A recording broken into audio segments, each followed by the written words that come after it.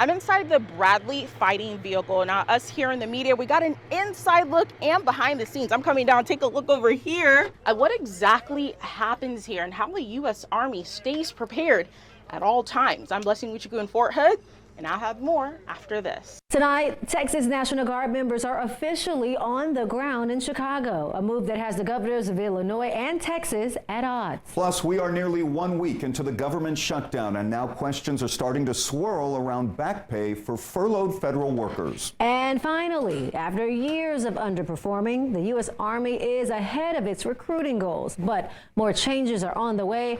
And we've got our Blessing Wichiku joining us to break it all down. Your evening on Spectrum News 1 starts right now.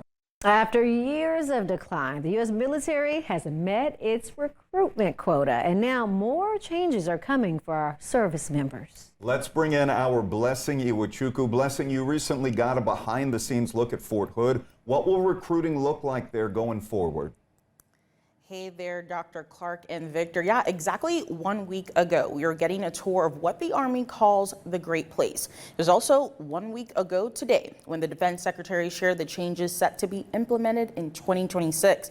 He's calling for physical fitness and combat training standards to be raised. He wants all personnel to maintain a clean-shaven face, a definition review of what classifies as hazing, bullying, and harassment. And he wants a decrease in mandatory training requirements. Basically, less PowerPoint presentations and more hands-on weapons and machinery for training.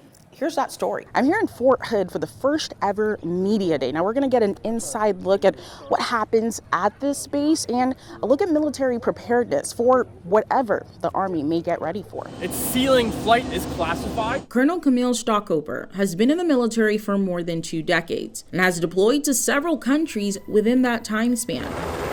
To be Afghanistan, Turkey, Jordan, Kosovo, and right here. His latest assignment over the past 14 months has the Poland-born soldier in Central Texas at Fort Hood at what the Army calls the Great Place. So between us and our 5 installations and the 89,000 soldiers General Van Epps talk about, our budget is $2.1 billion. He's the director of public affairs at the Texas installation. And during this tour that he gave to North Texas media outlets and influencers, 2 of the top leaders who were supposed to be at the event were in Virginia for an emergency meeting. Because the era of the Department of Defense is over. Last Tuesday, Defense Secretary Pete Hegseth summoned military leaders from across the world on the changes coming to the military. It's tiring to look out at combat formations, or really any formation, and see fat troops. It was just this summer when the Department of Defense, now called the Department of War, was touting the surge in enlistment this year, with the Navy, Air Force, and Marines hitting their targets. Usually we'll have about 3 or 4 that will enlist out of high school that go into the military, but I would say the last couple of years that number has almost doubled. And the Army reaching its goal of 61,000 new soldiers 4 months ahead of schedule. We have had fantastic momentum in recruiting, but also in retention as well. We have seen a lot of soldiers continuing to elect to serve in the U.S. Army month over month, and that continues. Hegseth is calling for physical fitness and combat training standards to be raised. If women can make it, excellent. If not, it is what it is. The new standards are expected to be implemented throughout 2026. Following Hegseth Summit, Spectrum News reached out to Fort Hood, Joint Base San Antonio, and North Texas military recruiters on how the proposed military changes could impact recruiting going forward after all 4 branches just met and surpassed recruitment goals this summer.